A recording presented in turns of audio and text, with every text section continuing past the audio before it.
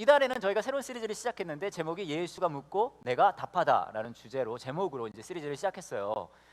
지난주에도 말씀을 드렸지만 사복음서, 이제 예수님의 삶과 가르치심과 그런 여러 가지 이야기가 들어있는 그 사복음서 안에 예수님께서 하신 질문이 엄청 많아요. 135개나 되는 질문을 예수님이 하셨어요. 그래서 그걸 다 할까 하다가 그러지 못하고 요한복음에 나와 있는 질문 4개를 가지고 저희가 시리즈를 진행하고 있습니다. 지난주에는 낫기를 원하시오라는 질문이었고요. 오늘은 또 다른 질문으로 이제 시리즈를 진행해 나갈 건데요. 제가 지난주에 요한복음을 할 거다라는 말씀을 드리고 부탁을 하나 드렸잖아요. 요한복음 한번 읽어보시라고. 여러분 읽어보셨어요?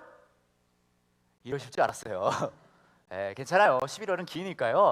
한번 읽어보세요. 읽어보시면서 예수님이 질문한 거를 한번 뭐 밑줄을 치시든지 형광펜으로 뭐 이렇게 치를 하시든지 한번 보세요. 그리고 이런 상황이었구나 하고 한번 생각을 해보셔도 굉장히 좋을 것 같습니다. 그래서 오늘도 계속해서 이제 요한복음에 나오는 예수님의 질문에 대해서 이야기를 해보려고 하는데, 오늘은 요한복음 11장 32절부터 37절에 나와 있는 부분을 가지고 이야기를 해보도록 하겠습니다. 요한복음 11장 32절부터 37절입니다. 화면에도 나오고요, 주보에도 나오고요, 성경에도 나옵니다. 저와 여러분이 한 절씩 읽어보도록 할게요. 마리아는 예수님께서 계신 곳으로 갔습니다. 마리아는 예수님을 보자 그의 발 아래 엎드려 이렇게 말했습니다. 주님께서 여기 계셨더라면 저희 오빠가 죽지 않았을 것입니다.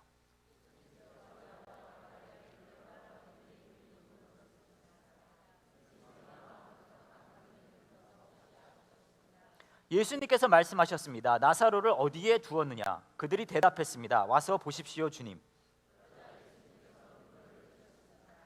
그것을 보고 유대인들이 말했습니다. 예수님께서 나사로를 얼마나 사랑하였는가 보아라.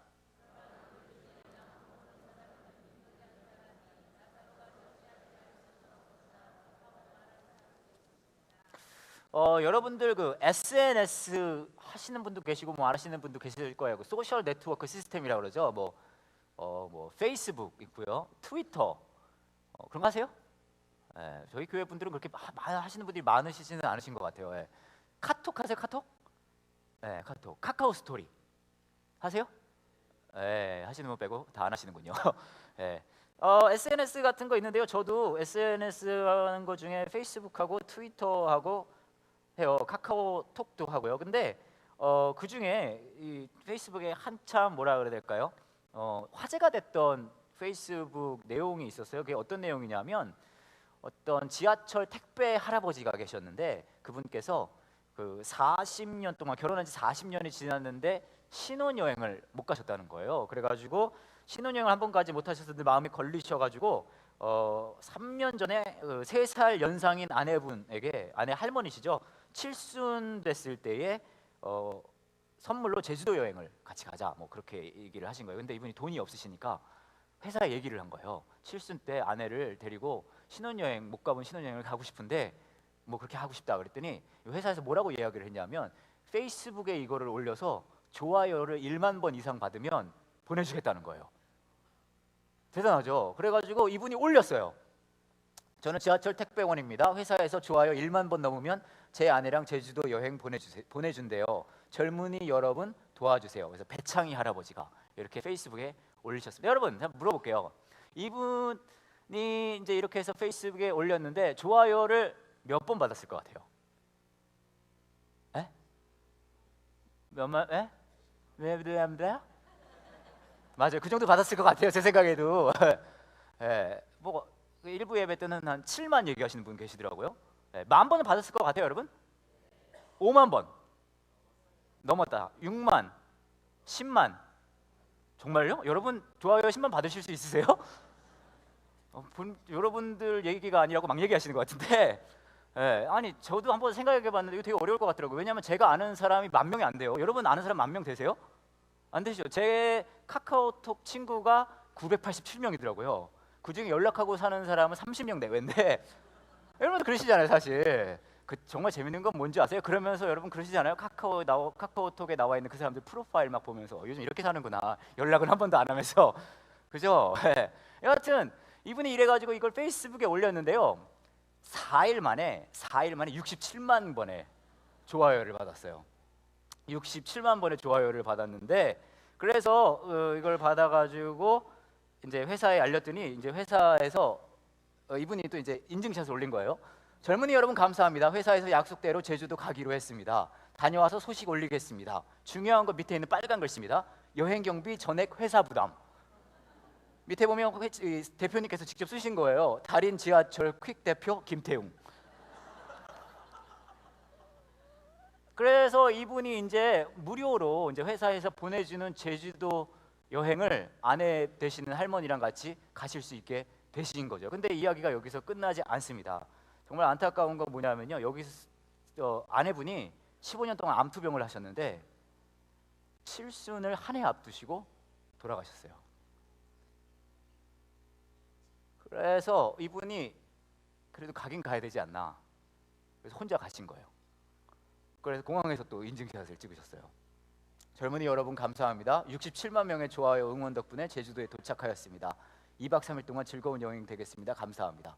근데 이분 여행이 즐거울까요? 안 즐거울까요? 그렇게 즐겁지 않으셨을 거예요. 그리고 사진을 계속 올리셨습니다. 이렇게 올리셨어요. 아내분 사진을 가지고 여행을 다니신 거예요. 그래서 아내분이 가면 좋아하실 것 같은 그런 장소에 가서 이렇게 사진을 찍고요, 이렇게 사진을 찍고요, 또 이렇게 사진을 찍으셨어요. 그 다음에 씁쓸한 뒷모습을 남기셨습니다. 근데 사실 이런 이야기를 들으면 여러분, 뭐 아까는 우리도 박수치고 좋아했지만 되게 마음 아프지 않으세요, 여러분? 마음이 아파요. 그러면서 어떤 마음이 드냐면 왜 이럴까? 삶의 타이밍이라는 게 어긋나는 듯한 느낌이 난단 말이에요. 이 할머니가 15년 동안 암투병을 하셨는데 1년만 더 사셨으면 이 남편분과 얼마나 좋은 추억을 만드실 수 있으셨을까요? 그죠? 근데 이 일이 이분들에만 일어나는 일이 아니라 우리 삶 속에도 우리 삶의 인생의 타이밍이 엉클어지고 이렇게 망가지는 경우가 많이 있잖아요. 그죠? 보면은 예수님이 내 삶에 안 계신 것 같은 그런 순간들이 왜 안 오세요? 왜 안 하세요? 왜 아무것도 하고 계지 않으십니까? 그런 생각이 들 때가 있다는 거예요. 오늘 저와 여러분이 읽은 요한복음의 이야기를 보면 예수님께서 이런 질문을 하세요. 어떤 질문이냐면 이런 질문입니다. 나사로를 어디에 두었느냐요. 근데 여러분, 이 질문이 예수님이 하신 질문이기 때문에 그냥 읽을 때는 막 배경음악이 흐르면서 뒤에 막 저 조명 흐르고 따라 막 이러면서 나사로를 어디에 두었느냐 냐 뭐 이렇게 들릴 수도 있어요.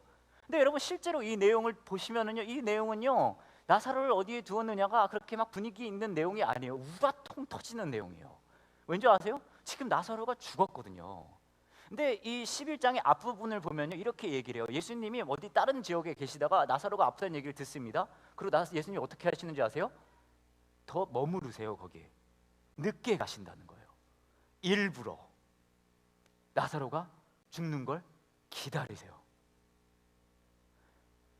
그리고 나타나셔 하신 말씀이 이거예요. 나사로를 어디에 두어? 이 미친 노릇이죠 이게. 그렇지 않으세요, 여러분? 이 이야기를 듣고 있으면 화가 나고 막 복장이 터지는 거예요.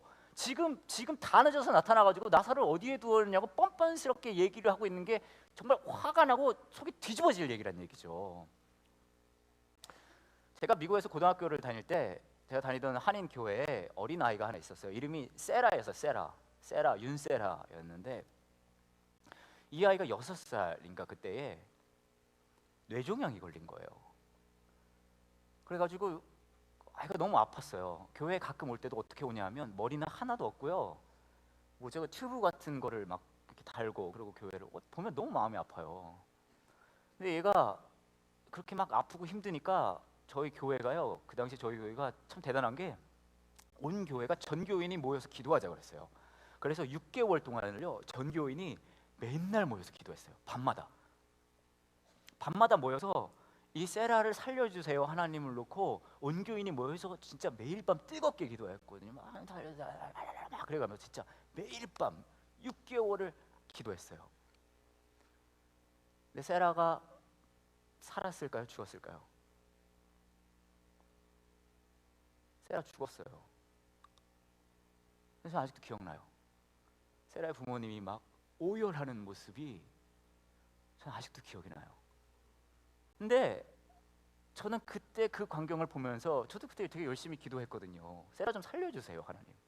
이 정도 세팅이면은 하나님께서 기적을 보여줄 때가 되지 않았나요? 이 정도 세팅이면은 예수님께서 뭔가 대단한 일을 보여주고 그런 일이 막 간증하고 그런 일이 일어나야 되는데 그 꼬맹이 6살짜리 그냥 그 조그만 애가 그냥 그렇게 죽은 거예요. 그때 제 마음속 깊은 곳에서부터 나오는 울부짖음이 그거였거든요.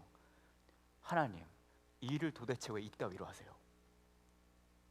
아니 도대체 왜 일을 이따위로 하세요? 왜 일을 이따위로 하세요? 근데 여러분 이게 그 당시에 저의 마음뿐만 아니라 여러분의 삶 속에도 아마 그런 울부짖음이 있을 수 있다는 거예요.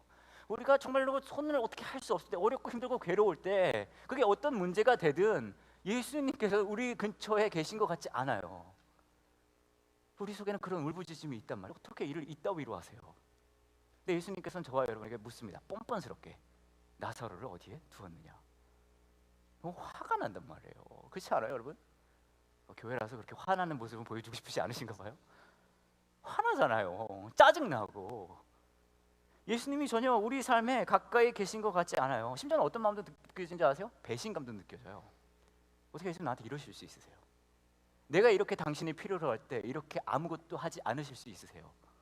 그런 배신감이 느껴진단 말이에요. 그렇잖아요. 예수님이 내 편 같지 않고요, 그냥 나를 내버려 두는 것 같아요. 근데 여러분 재밌는 건 뭔지 아세요? 그 깊은 곳 안에는 예수님이 내 편이 아닌 것 같은, 예수님에게 느끼는 그 배신감, 일을 어떻게 이따위로 하세요라는 그 마음의 그 절규 안에는 어떤 게 하나 깔려 있는데 그건 이거거든요. 우리는요 모두 쓸모 있는 예수를 원해요.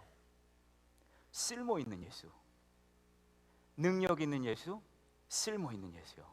내가 가장 어렵고 힘들 때 그 예수의 능력이 내가 그게 참 쓸모 있었으면 좋겠는데 그 기대가 이루어지지 않으니까 그게 화가 나고 그게 배신감이 들고 그게 힘든 거예요. 예수님이 좀 쓸모 있었으면 좋겠는데 우리 안에는요 우리가 맞닥뜨리는 그 모든 것에서 나의 쓸모를 찾는 본능이 있어서 그렇거든요. 여러분 아시는지 모르겠지만 내일이 민족 고유의 명절 빼빼로데이예요. 여러분 명절 준비 하셨는지 모르겠어요. 11월 11일이죠.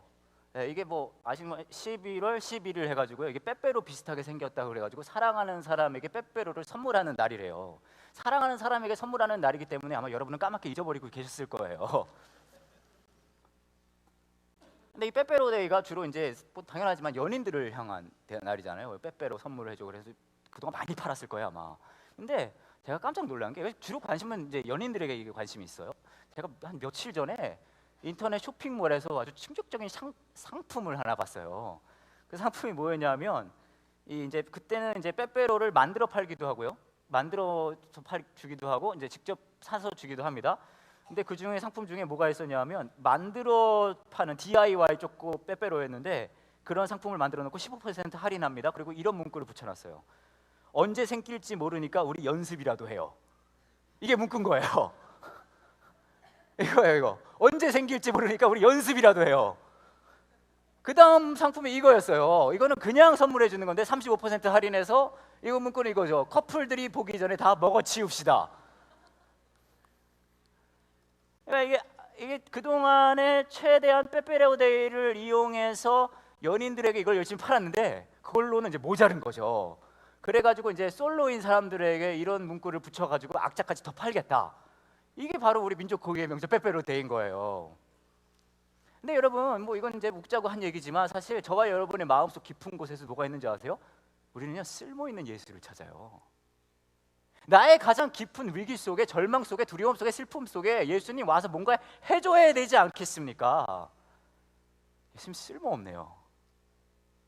어떻게 내가 가장 필요로 할 때 이렇게 아무것도 안 하실 수가 있으세요? 그런 마음이 우리에게 있을 수 있단 말이에요. 그 배신감이 우리에게 예수님은 내 편 같지 않는 그런 모습을 보여준다는 거죠. 그렇게 우리가 막 말도 안 되는 질문을 하고 나서 우리는 화가 난단 말이죠. 어디 계셨었냐고. 그때 예수님께서 어떻게 우리에게 답을 주시는지 아세요? 예수님이 우세요. 오늘 말씀을 보면요, 나사로를 어디에 두었니라고 말씀하신단 말이에요. 그러고 나서요 예수님이 우세요. 근데 여러분 그거 아세요? 저와 여러분은 우는 예수님은 원치 않아요. 능력 있는 예수님을 원하죠.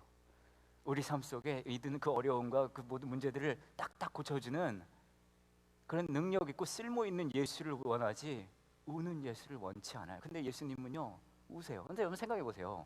지금 예수님께서 우실 때 나사로를 고칠 계획을 가지고 계시고 그걸 알고 계셨을까요? 나는 아마 못 고칠 거야 하고 생각하고 계셨을까요? 아마 알고 계셨을 거예요. 그죠? 나사로를 고칠 것을 알고 계셨고 그런 능력을 가지고 계셨음에도 불구하고 우세요. 왜 우시는 줄 아세요? 고칠 거면서도 우세요. 왜 우시느냐 하면요, 그분의 능력 이전에, 그분의 쓸모 이전에 우리에게 예수님께서 보여주시는 예수님의 모습은 뭐냐면 우리의 그 아픔과 우리의 두려움과 우리 절망을 그분도 공감하시는 분이시라는 걸 보여주시는 거예요. 너 슬프고 아프고 힘드니? 나도 슬퍼. 네가 아프고 고통스러운 만큼 나도 울게. 왜냐하면요, 진짜 사랑은 능력을 보여주는 게 아니라 우리의 마음을, 우리의 아픔을, 나의 고통을 나누어 갖는 것. 그게 진짜 사랑이거든요. 제가 아는 집사님 가정이 골프를 치러 갔대요.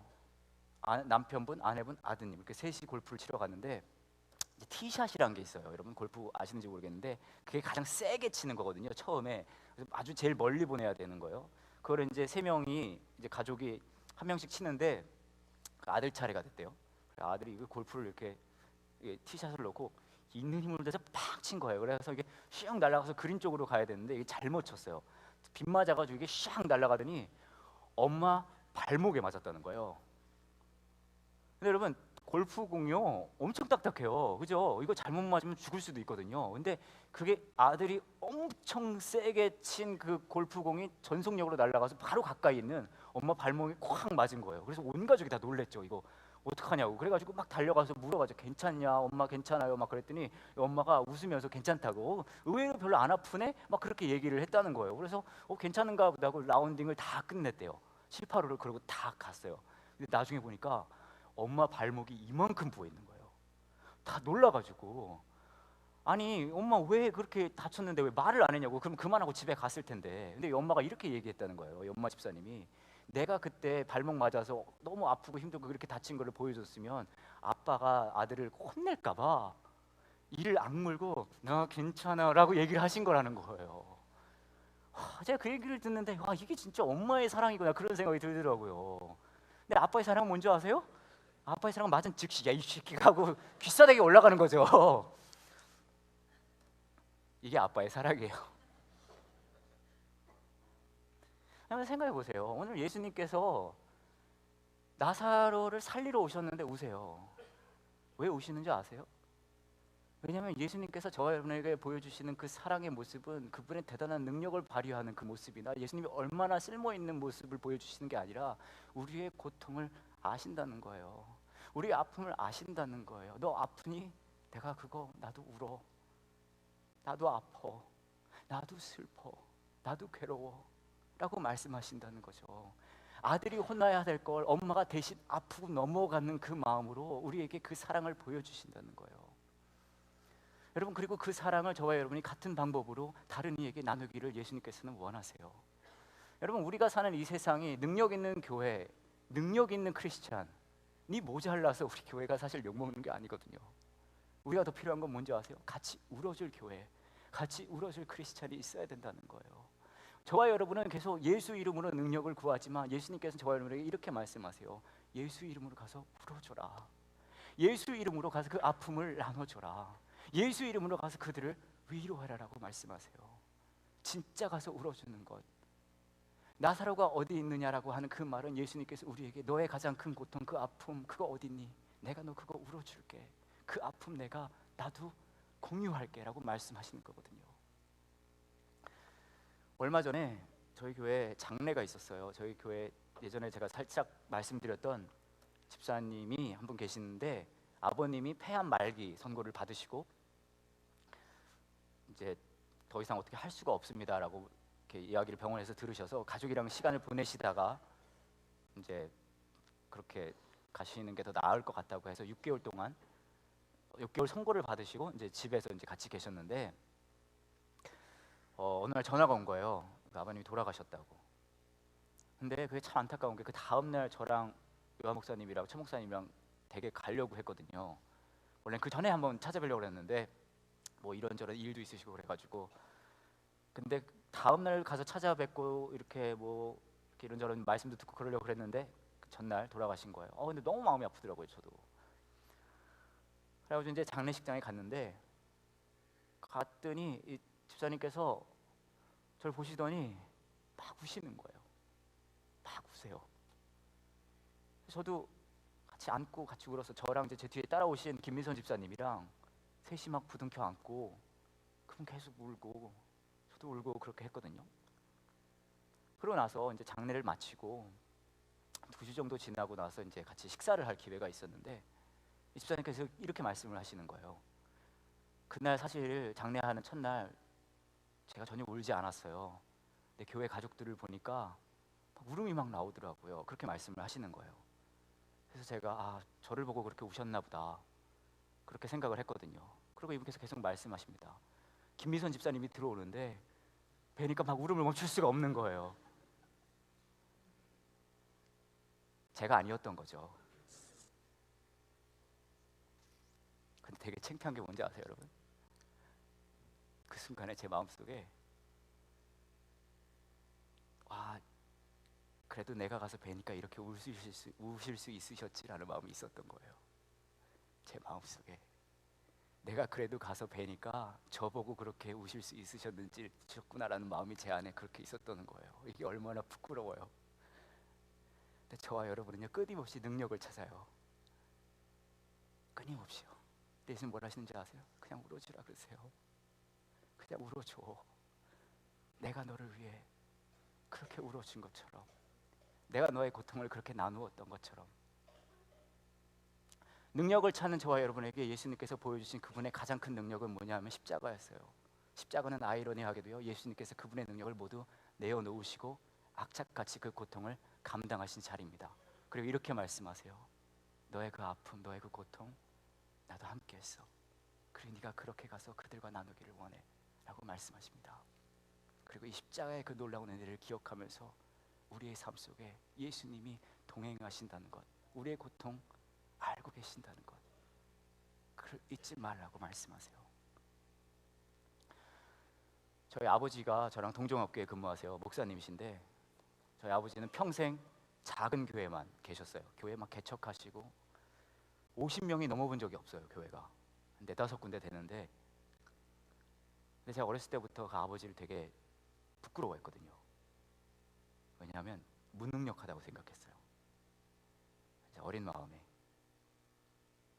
저 막 그랬거든요. 옛날에 아버지가 사례비를 60만 원을 받으시면요, 50만 원을 빚을 갚아요. 10만 원이 남잖아요. 그걸 헌금을 내면 돈이 없는 거예요. 저희 어머니가 이모들한테 돈을 얻으러 다니는, 이게 저희 집의 일상이었어요. 교회가 이 무대만 해요. 그리고 저희 집이 바로 옆에 있어요. 붙어서 창고 같은 데서 저희가 살았는데, 근데 그 아버지가 너무 부끄러운 거예요. 근데 제가 이 말씀을 묵상하면서 참 다르게 생각한 게 있었거든요.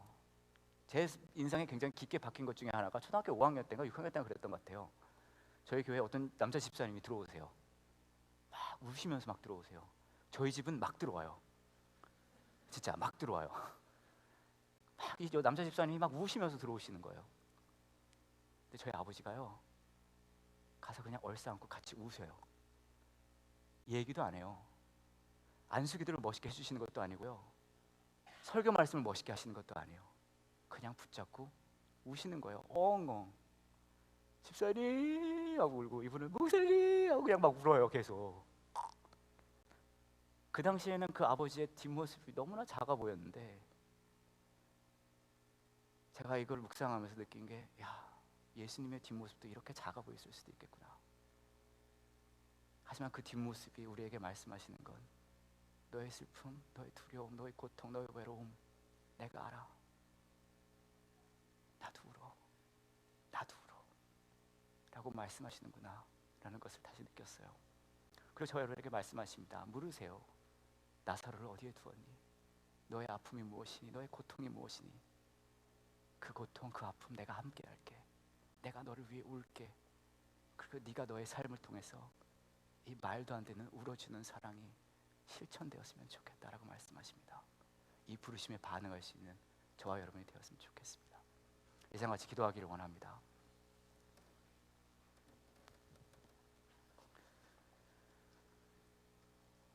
함께 기도하실 때 여러분의 삶 속에 여러분의 속을 뒤집어 놓는 그런 부분들이 있으실 수 있을 것 같아요. 여러분의 절망의 모습들, 슬픔의 모습들. 하나님 어떻게 이러실 수 있으십니까? 예수님 어떻게 나를 이렇게 내버려 두실 수 있으세요? 이걸 좀 어떻게 해주셔야 되지 않습니까? 그게 관계적인 게 될 수도 있고, 가정의 모습이 될 수 있고, 직장의 모습이 될 수도 있고요. 뭐 여러 가지 모습이 될 수 있을 것 같아요. 이 시간에 기도하실 때 여러분에게 제가 원하는 단 한 가지가 있다면 오늘 이 예수님의 질문을 들으셨으면 좋겠어요. 너 나사로 어디에 두었니? 너의 아픔이 무엇이니? 너의 고통이 무엇이니? 너의 두려움이 무엇이니? 내가 널 위해 같이 울게. 너의 아픔, 너의 두려움 나도 알아. 너의 아픔과 너의 두려움과 너의 고통, 너의 그 어두운 모습을 내가 알기 때문에 십자가에 가서 처절하게 죽는 것을 마다하지 않았어라고 말씀하십니다. 이 시간에 우리와 함께 울어주시는 그 예수님을 만났으면 좋겠습니다. 울어도 돼, 울어도 돼. 내가 너와 함께 울게. 내가 너와 함께 울게. 그리고 너의 눈물이 다른 이에게 같은 방법으로 위로와 사랑을 전하는 통로가 되길 원해 라는 이 부르심에 반응하는 저와 여러분 되었으면 좋겠습니다. 이 시간 같이 기도하시겠습니다.